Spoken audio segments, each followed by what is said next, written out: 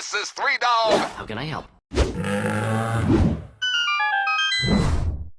Andy Burkowski here for VGS on Talk Radio AM 640. I just had an amazing experience. Next time you pick up Far Cry Primal, Takar is me. Don't listen to the credits. All acted by me. We just got a chance to play around with it in the mocap studio. It was a ton of fun, and we actually had to take two different methods to develop any sort of scene. There's the emotional blocking, as they're explaining, and then the actual new language that was developed. And from what I understand, you are one of the chief components that contributed to this whole new way of talking in Far Cry Primal. Who am I speaking with today? So my name is Andrew Byrd, and I'm one of the dialect coaches and creators of the languages for Far Cry Primal. But my main job is I'm an assistant professor of linguistics at the University of Kentucky. So what did you think when a video game came to you and said, we want to use this knowledge that you don't normally associate, I think, with video games? What was that like? What was that experience like? So initially we actually thought it was spam.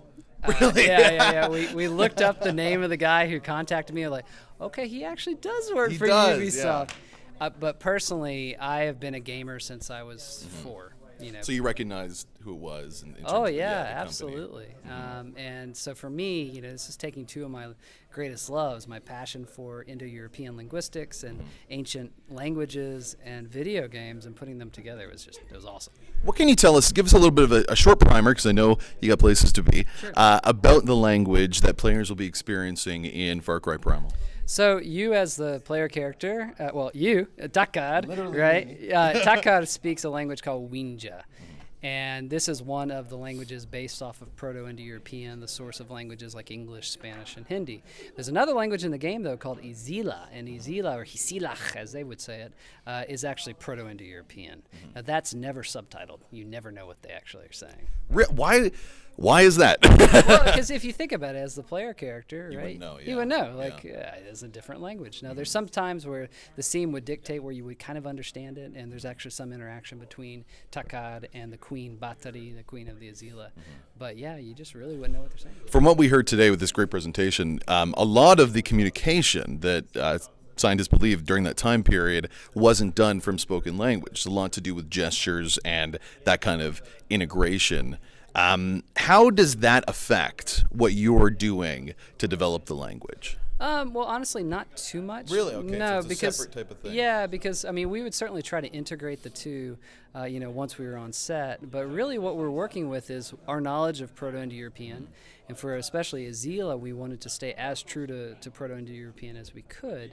And for Wenja, we knew that there were certain really old features in Pi, in Proto-Indo-European, that we wanted to make the baseline features for that language. What were some of the difficulties of trying to adapt a language, an actual Proto-European language, and this invented one that you created to a video game? I would say there are two. One is the pronunciation factor. So if you actually do Pi, it's really hard to say. So there are certain things that we had to simplify, but not too much, actually.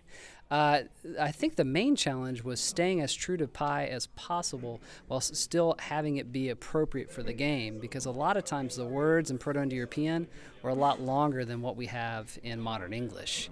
And so, What's an example of something that, that is a short word that we kind of say often, perhaps, and in Proto-European it would just be such a mouthful? Yeah, so a word that we came across was one we actually had to invent for the game. Yak is not a word that we know for Proto-Indo-European, so we came up with a compound shaggy cow, dansugawi, and it was just way too long. If you think about when would you hear the word yak, it would be when that yak's charging you and trying to knock you off a cliff or whatever. And by the time you were done with dansugawi, you were already knocked off the cliff. So in certain situations like these, we had to shorten the words to be appropriate for the gameplay.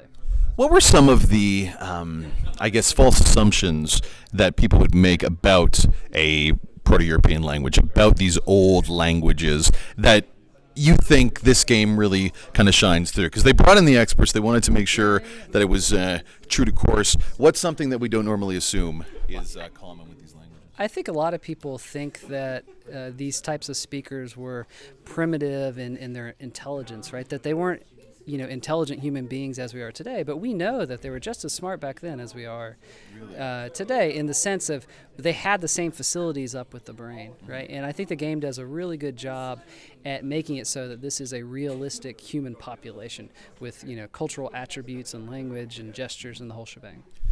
How are you able to convey some of the stronger emotions in a game like Primal? Like, how are you able to convey love? And for me, I'm thinking of a game like Far Cry. There's so much irreverence and humor. I think of these languages, and again, this is my ignorance. Was that something that you believe was commonplace even 10,000 years ago? Oh yeah, absolutely. Yeah. So it wasn't a difficult process to convey that. Well, so one thing that was really important for us was to have it so that each of the actors had their own way of speaking the language, but that all those ways fit together as a normal language would. So you have a way of speaking, I have a way of speaking. We don't speak identically, right? Yeah. And that's how normal languages work.